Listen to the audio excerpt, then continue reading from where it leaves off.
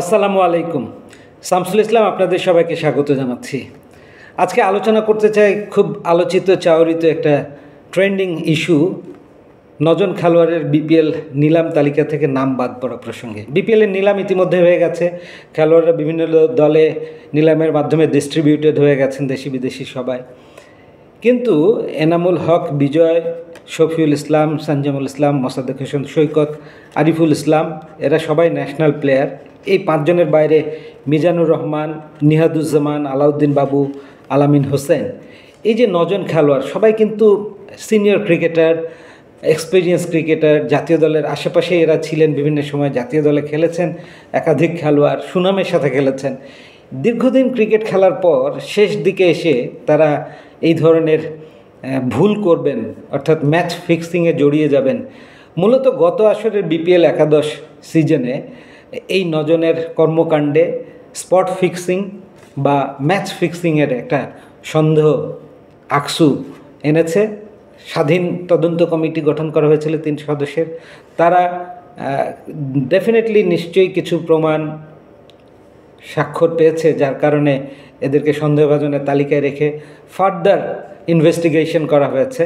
Alex martial, যিনি integrity ইউনিটের বা বিসিবির দুর্নীতি দমন পরামর্শক, তার নেতৃত্বে আরও একটা ইন্টেন্সিভ ইনভেস্টিগেশন হয়েছে। সেখান থেকে সাজেস্ট করা হয়েছে যে অ্যাটলিস্ট এই 9 জন খেলোয়াড়, যাদেরকে আমরা সন্দেহভাজন বা রেড ফ্ল্যাগ বলছি, তাদেরকে আসন্ন যে বিপিএল দ্বাদশ আয়োজন সেখানকার নিলামের তালিকা থেকে বাইরে রাখা হোক, তাদেরকে অন্তর্ভুক্ত না করা হোক। সেই কারণেই বিসিবি বা বিপিএল গভর্নিং কাউন্সিল তাদের বাদ রেখেছে। এখন অভিযুক্ত খেলোয়াড়দের দাবি হচ্ছে, আমাদের মামলাটা তদন্তাধীন আছে, আমরা অভিযুক্ত হয়েছি, ঠিক আছে, কিন্তু এখনও কোনো কিছু প্রমাণিত সত্য হয়ে কোনো স্থির সিদ্ধান্তে পৌঁছায়নি। তো আমরা বিপিএল খেলতে পারবো না।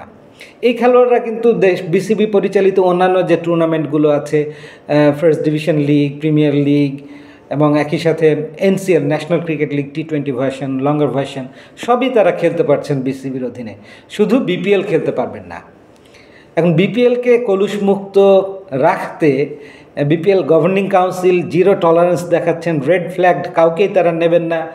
এই কথার যেমন যৌক্তিকতা বা সৌন্দর্য আছে, ঠিক একইভাবে এই খেলোয়াড়রা সন্দেহভাজন তালিকায় আছেন, কিন্তু কেউই অফিসিয়ালি অভিযুক্ত প্রমাণিত হননি। তার আগেই এদেরকে শাস্তির আওতায় যদি আমরা নিয়ে আসি, তাহলে বিষয়টা এক ধরনের মানহানি, অপমানকর এবং অন্যায়।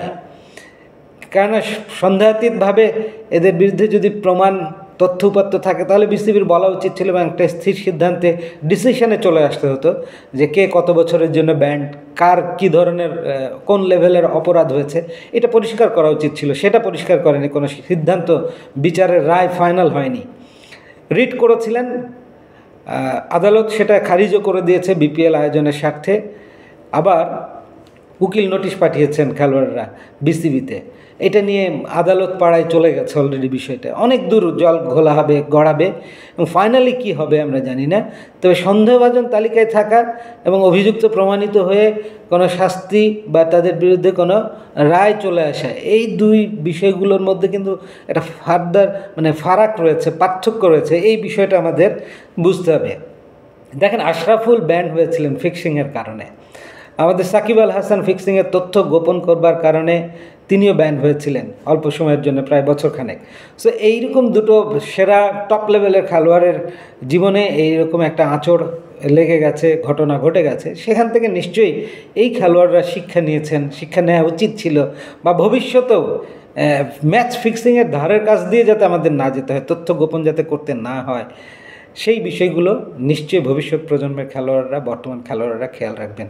এদের বিরুদ্ধে সুনির্দিষ্ট 3টা অভিযোগ হচ্ছে যে সুনির্দিষ্ট ঘটনা ঘটিয়ে ম্যাচকে প্রভাবিত করা, বা স্পট ফিক্সিংয়ে জড়িত থাকা, ফিক্সিংয়ে সহায়তা করা বা প্রস্তাব দেওয়া, এবং ফিক্সিং রিলেটেড ইনফরমেশনস গোপন করা।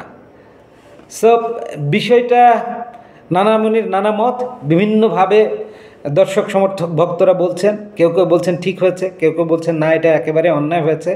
আমার পার্সোনাল ওপিনিয়ন হচ্ছে, অভিযুক্ত সন্দেহ করা হয়েছে, কিন্তু অভিযোগ প্রমাণিত হয়ে কোনো স্থির রায় যতদিন না হয় ততদিন তো সব ঠিকঠাকই চলছে। বিপিএলও খেলতে দেওয়া উচিত ছিল, যেহেতু এনসিএল খেলছেন, প্রিমিয়ার লিগ খেলছেন। সো অনলি ফর বিপিএল কেন এদেরকে বাদ দিয়ে জল আরও ঘোলা করা হলো? বিসিবি হয়তো এর সঠিক উত্তর দিতে পারবে। আগে আগে কী ঘটবে আমরা সেগুলো আলোচনা করব, সেগুলো আপনাদের সামনে নিয়ে আসব। ভিডিওটি ভালো লাগলে অবশ্যই শেয়ার করবেন। Thanks for watching.